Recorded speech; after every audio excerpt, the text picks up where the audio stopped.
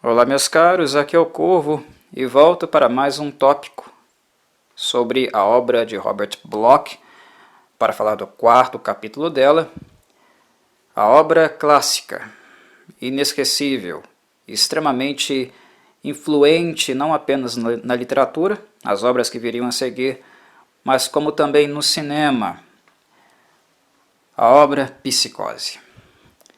O capítulo 4 é bastante interessante porque eu creio que ele propicia ao leitor uma profundidade, uma imersão que ele não conseguiria por outro modo a não ser pela própria leitura.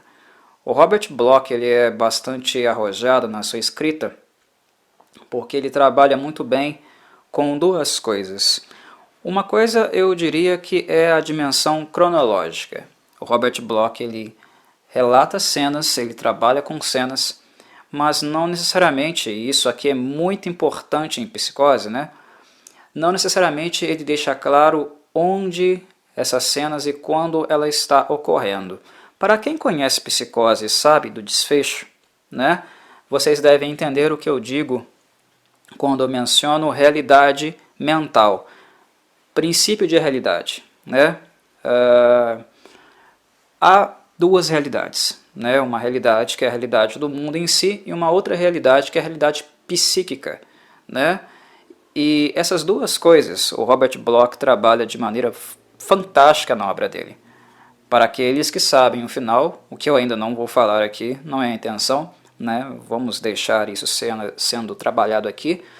A questão da realidade psíquica é importante, porque a mente, né, dos personagens, onde eles acreditam estar, aquilo que eles acreditam estar fazendo, é muito importante aqui. E a questão é que elas são tão diversas e tão contrastantes para a leitura, para a descrição do cenário, do texto em si, que elas tendem, né, a ir por caminhos diferentes, né, ou a indicar coisas diferentes. Mas a questão é que o Robert Bloch escreve de tal forma que isso não fica confuso. Nós acompanhamos a história sendo desenvolvida, a narração acontecendo, né, de uma forma cronológica, né, de uma forma linear, mas ao mesmo tempo isso não quer dizer, né, que essa continuidade, esse princípio da realidade, seja compatível com o princípio do desejo, o princípio do prazer, né? Se formos usar aí termos psicanalíticos, né? Não quer dizer necessariamente que esta seja a realidade psíquica que esteja em ação, a realidade psíquica que esteja ali atuando.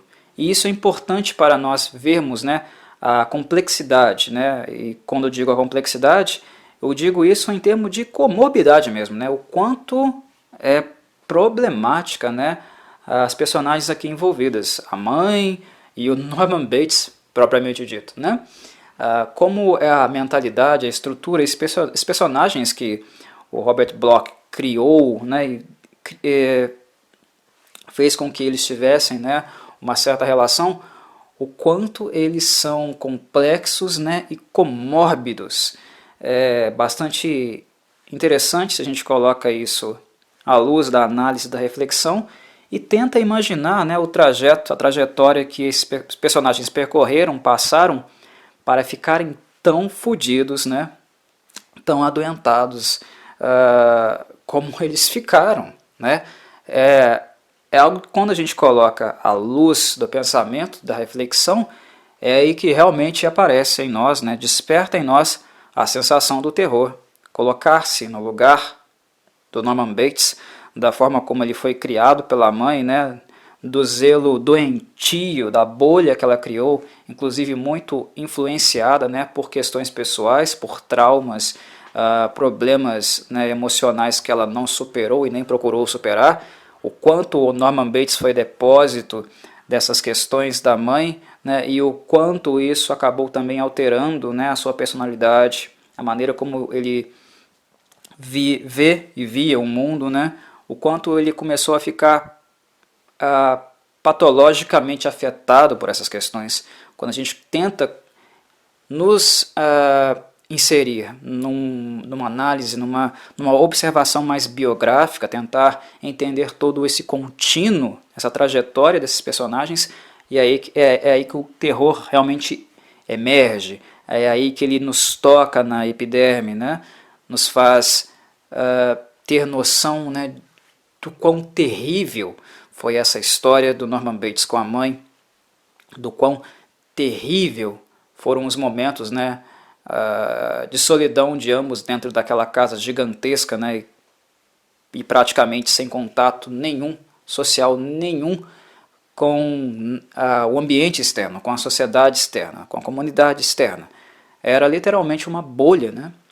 E Psicose acontece, né, nos apresenta uma história, uma narrativa, onde nós vemos justamente essa bolha estourar, porque uma bolha sintomática, algum dia ela explode, algum dia ela se rompe, algum dia dá merda, né? E deu merda bonito, né? Nós vemos isso acontecer justamente, né, no capítulo anterior. Mary Crane estava lá no chuveiro, naquela cena clássica, né? E ela é surpreendida e esfaqueada, né? Literalmente decepada lá durante o banho, né? Nos seus últimos momentos na terra, de gritos, dor e completo horror, com aquela silhueta macabra, né? Que apareceu com uma faca de açougueiro para ceifar a vida dela. Mas esse capítulo não retoma apenas isso, ele retoma o ponto de vista de Norman Bates. E eu acho isso interessante porque o capítulo 4, em tese, né, ele acontece ao mesmo tempo que o capítulo 3, mas lembrando, né, do que eu havia falado sobre o princípio de realidade, princípio psíquico, né, realidade psíquica e realidade concreta. Em tese, aqueles que conhecem Psicose, sabem o final, sabem do que eu estou falando. Em tese, né, o capítulo 4 acontece concomitantemente com o capítulo 3. E ele é interessante porque ele nos dá um outro olhar, né, um olhar de uma segunda persona. No capítulo 3, nós temos a ação de um assassino e nós temos um olhar de uma persona que é a Mary Crane, os últimos momentos dela. Nós não temos muito contato com os sentimentos do assassino, né? A gente fica mais com a Mary. Mas aqui nós temos novamente contato, né, com as sensações e sentimentos de uma personagem importante deste contexto e que, querendo ou não, lá no final do livro nós vamos descobrir que é algo, que são aspectos, né, que acrescentam, introduzem na narrativa, né, no texto, né, elementos riquíssimos e que nós nem nos dávamos conta. Quando nós nos damos conta do que realmente está acontecendo, do que será revelado no final do livro, aí sim nós temos a dimensão do brilhantismo, né, da forma minuciosa e arquitetada que Robert Bloch escreveu o seu texto. Aqui, quando nós temos contato com Norman, antes do momento fatídico, né, da morte, do assassinato de Mary Crane, ele ainda aprofunda para nós um pouco da realidade psíquica também do Norman Bates, né, de como ele lida com essas questões, com essa tensão. O encontro com Mary Crane, pelo que vocês ouviram nos tópicos anteriores, né, pelo que vocês leram também, imagino, vocês já devem ter se tocado, né, de que não foi um encontro comum. Era uma situação muito rara, porque a mãe de Norman tentou evitar que esse momento, né, o simples contato, a simples conversa e fala com uma mulher, ela tentou evitar com que isso acontecesse de maneira tirânica, obsessiva, opressora a vida inteira, né? Então, o contato com Mary Crane desencadeou muitas coisas, muitos sentimentos, né? Fez com que borbulhasse sintomas do Norman Bates. E eles afloram e eles explodem. E é isso que nós vemos acontecer aqui. E o fato de acontecer nos revela ainda mais, né, da personalidade, né, da postura, da mentalidade de Norman Bates. Nos mostra ainda mais quem ele é, que tipo de pessoa ele é. E isso, né, ver essas coisas e depois, no futuro, fazer toda a Gestalt, meus caros, é doentio, né? É muito doentio, é assustador, né? Ter noção, realmente noção, uma noção aprofundada de quem é Norman Bates e da dinâmica mental dele e de sua mãe, de tudo que envolveu a história dos dois e as razões, né, as motivações, o que de fato leva a realidade psíquica deles, né, a mentalidade deles a funcionar, né, projetar na realidade o que eles projetam.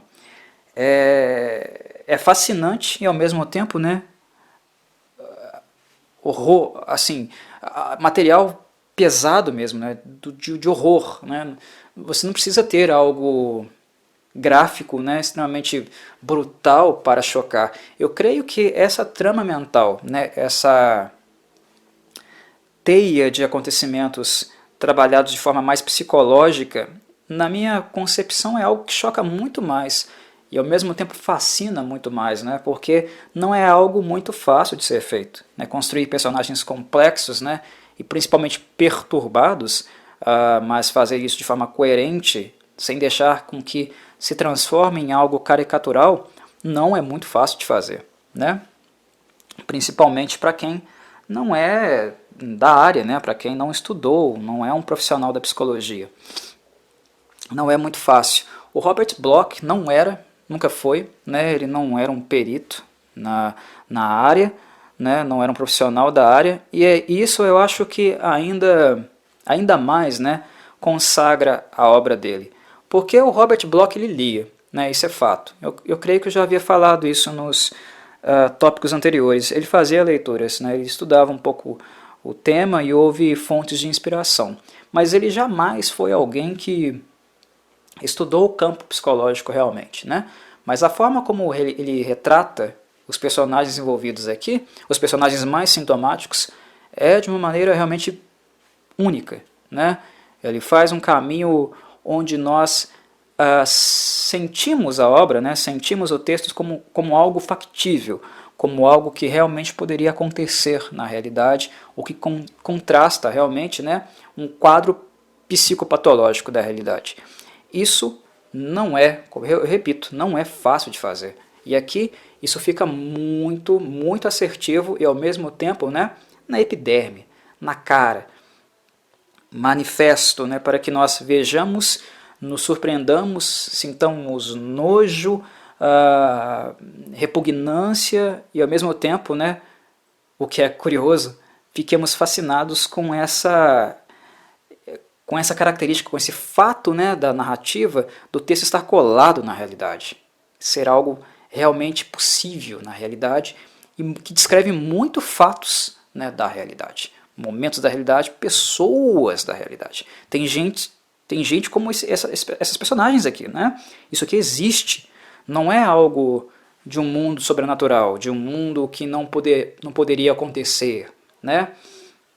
Não é um monstro seguro, né, que nós podemos nos assustar e ficar seguros lá na nossa poltrona do sofá. Isso aqui existe, né? É um monstro muito real, existem pessoas assim, né? Existem mães como a mãe de Norman, existem pessoas como Norman, que ficam como Norman em virtude desse tipo de relação tóxica, né? Então isso aqui é tudo colado na realidade, e é o que faz, né, de Psicose, né, uma obra ainda relevante, mesmo passados 60 anos. Né? Mas voltando em relação ao Norman, né, voltando ao Norman em si, nós vemos como mínimo contato, né, um contato corriqueiro, simplório, né, nada demais que aconteceu entre ele e Mary Crane, mas nós vemos o quanto ele é atormentado, né, o quanto ele é doente, na maneira como aquele pequeno gesto, aqueles pequenos momentos afetam-no de certa forma. E é interessante que ele fala para Mary Crane durante o capítulo 3, né, que ele não bebe, mas depois que ela vai para o quarto do motel, a primeira coisa que ele vai fazer é ir para o escritório dele e tirar uma garrafa da gaveta, né, uma garrafa que supostamente não, né, que de fato ele escondia. E ele revela, né, nesse capítulo a gente começa a perceber a identidade, né, a personalidade do Norman um pouco mais a fundo. Ele revela que ele escondia a garrafa da mãe, que a mãe não sabia que ele fazia isso. E essa é apenas uma das coisas, né, que ele faz escondido da mãe. E é algo previsível, porque onde há repressão demais, né, onde há a clausura, né, a impossibilidade de você ser minimamente autônomo e escolher algo para si, né, ser autor da própria vida, obviamente haverá quebra da lei, né, haverá contravenção. As pessoas irão quebrar essas leis. Né? Os jovens dizem, né, que escondidinho é mais gostoso, mas não é porque é mais gostoso porque é escondido, é porque tem uma questão psicológica em questão. Né? Você fazer algo que você supostamente não deveria fazer porque outro te impede de fazer, não é isso que torna gostoso, o fato de ser proibido, mas é o fato de estar batendo de frente a ponto, em uma dimensão psicológica, contra uma figura que para você é uma figura de poder e opressiva. Né? O prazer é maior no sentido de estar fazendo frente, indo ser contra a figura de poder, a nível psicológico, do que propriamente o ato em si. Né? E aqui o que acontece é basicamente o retrato disso, de como o Norman, mesmo proibido, censurado pela mãe, o quanto ele faz isso, como isso é uma coisa frequente. Né? E não é só com bebida, certamente não é só com bebida. Ele faz muitas outras coisas escondido da mãe. E ele revela aqui, né,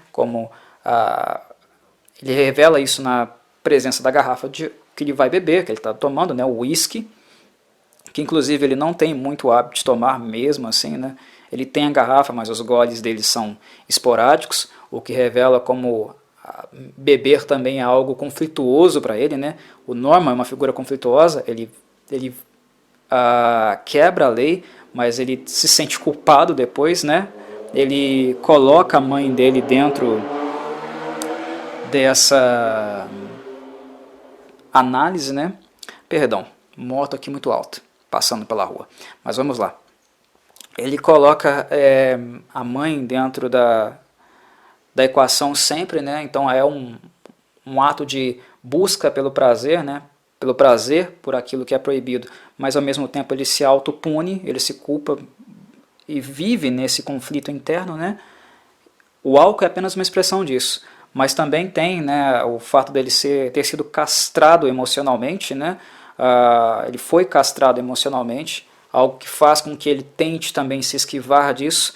Por exemplo, quando ele fez lá o buraquinho, né, na parede do banheiro que entre o escritório e o quarto que a Mary Crane estava, né, ele espia mulheres tomando banho, se trocando por ali, algo grotesco, repugnante, né, mas que acontece em virtude da sintomatologia, do histórico dele, né, da maneira como ele lida com a questão, né, do elemento mesmo brutal da castração que ele recebeu, né, que é uma castração realmente psicológica, né, que influencia muito nessas coisas.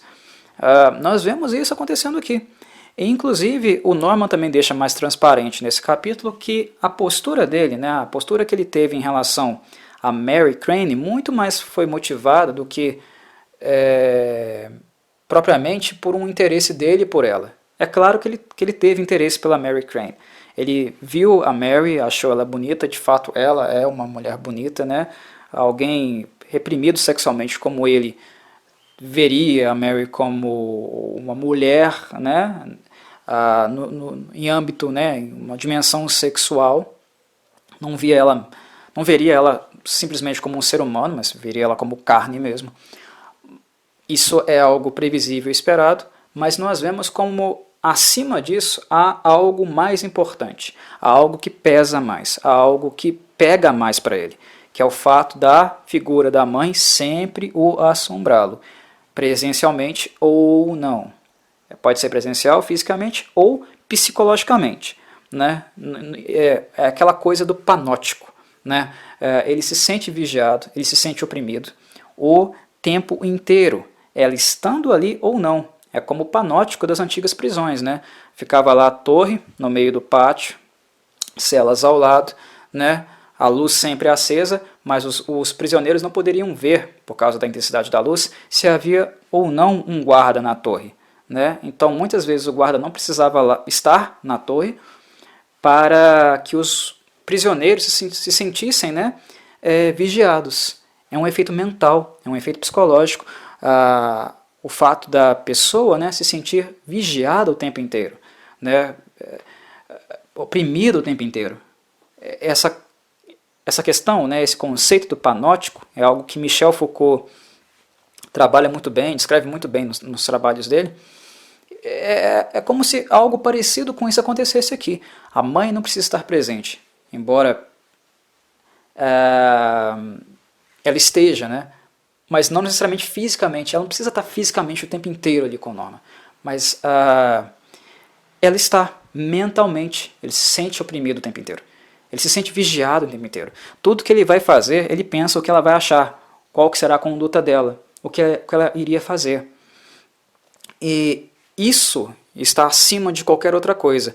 Inclusive o fato dele chamar a Mary Crane, conversar com ela, levar ela para casa, ele revela aqui nessa parte do livro, né, nesse capítulo, o quanto isso foi mais em virtude de um desafio, né, de uma quebra, né, de contrato, né, de um desafio para com a mãe dele. Ele queria desafiar ela, deixar ela brava, né? Inclusive, né,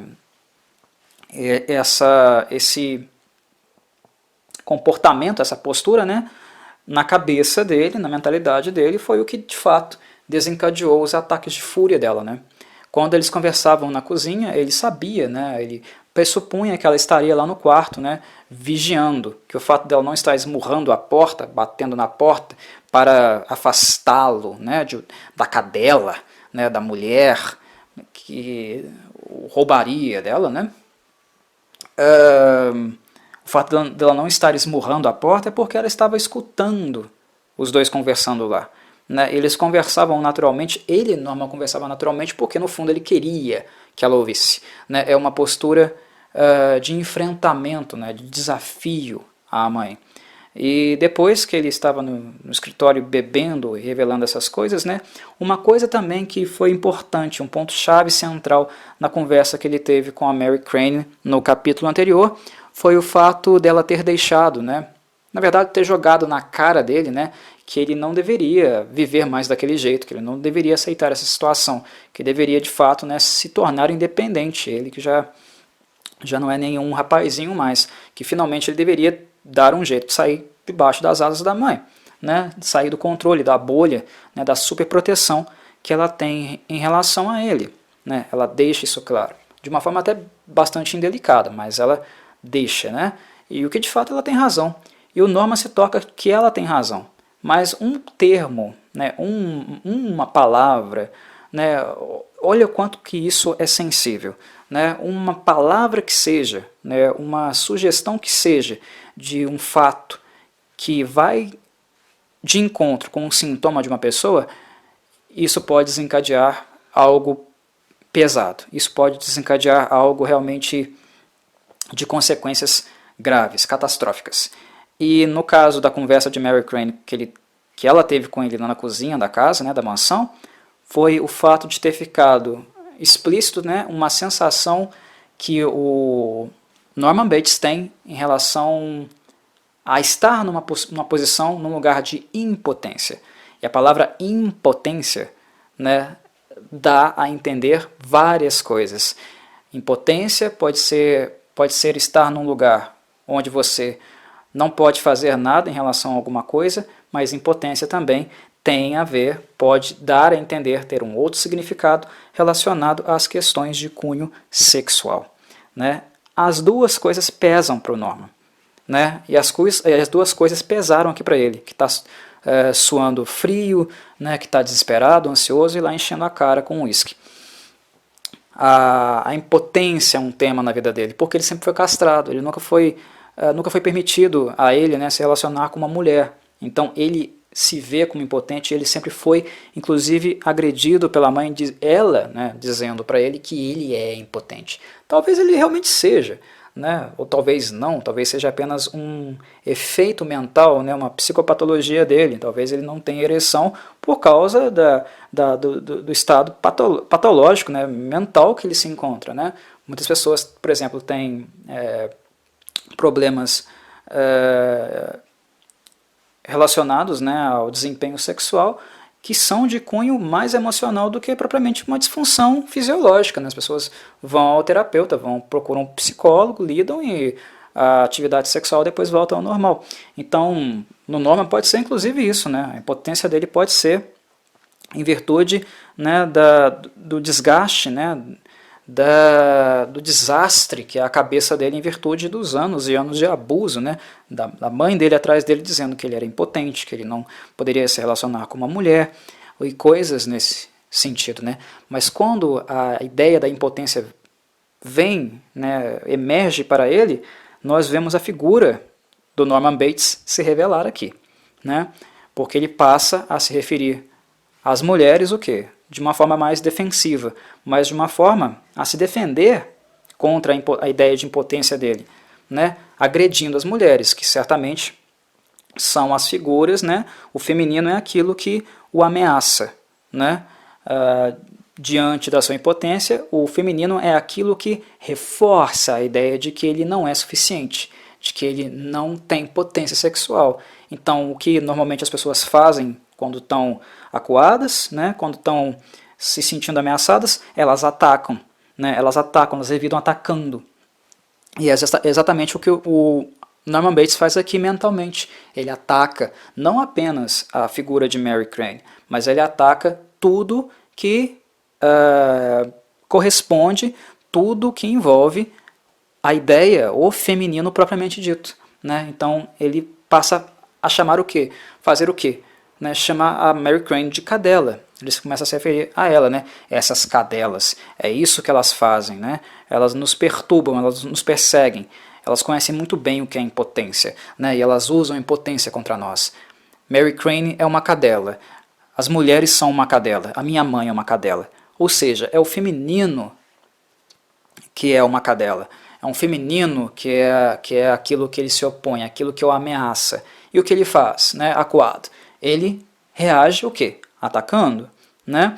No final do livro, quando vocês realmente tiverem noção do que acontece, essa cena se tornará ainda mais clara para vocês entenderem de fato como funciona mentalmente o Norman Bates, como funciona a trama, né, a estrutura psíquica dele.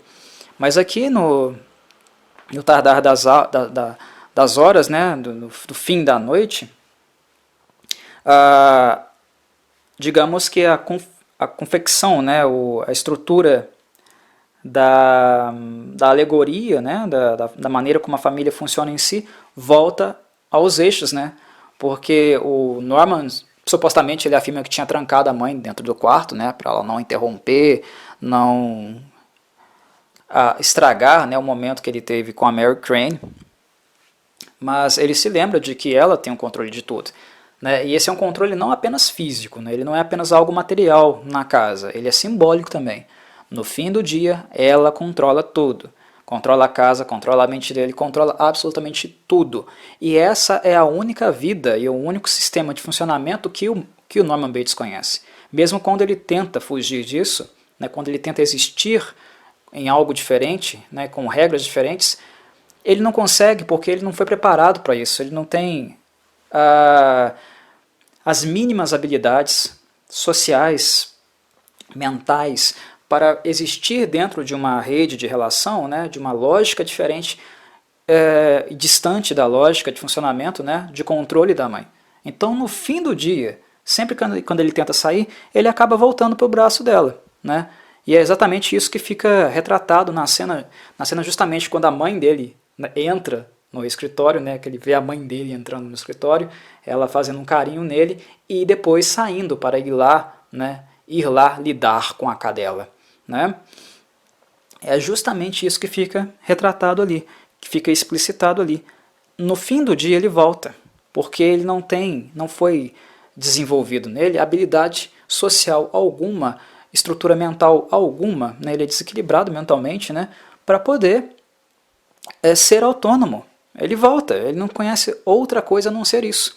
No fim do dia, o domínio está, né, nas mãos dela. Né? Ele tranca a porta do quarto dela, mas ela tem a chave do quarto. Ele tranca a casa, ela tem a chave da casa. Ele tranca o motel, ela tem a chave do motel. Ela tem a chave do quarto de Mary Crane. Ela tem acesso a tudo. Nada é capaz de ficar longe, nada é capaz de ficar distante do crivo, né, da mãe dele, do olhar da mãe dele, do julgamento da mãe dele. Nada na vida do Norman Bates se afasta do julgamento da mãe dele. Nada. Né?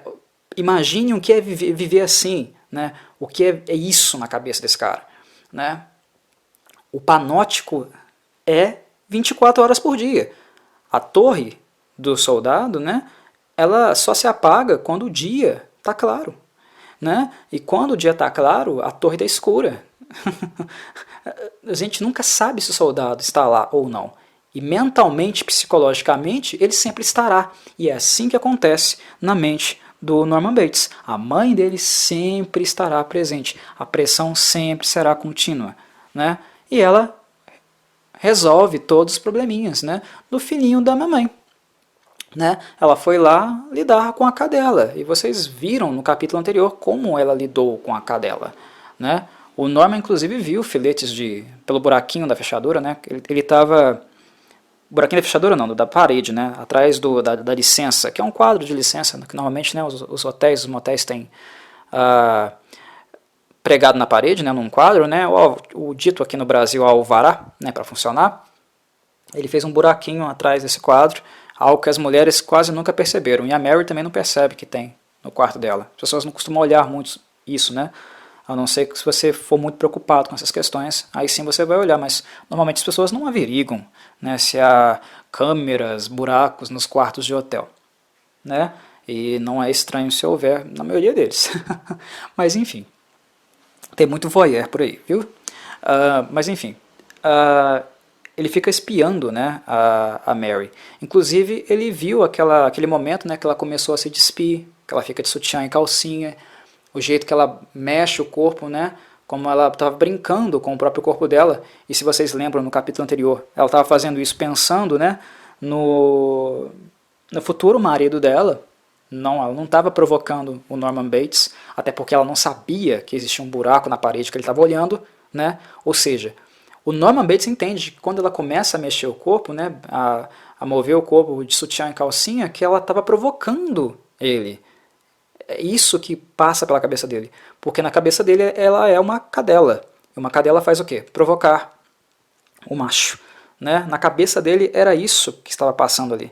Quando nós vemos na realidade, no princípio de realidade, não no princípio, né, psíquico, né, no princípio do prazer aqui, que o que estava acontecendo realmente ela estava analisando o corpo dela. Né? Ela estava analisando o corpo dela, pensando no futuro marido dela, não tinha nada a ver com o Norman Bates, mas na cabeça dele, né, na psique doentia dele, ela estava provocando. Por quê? O quê?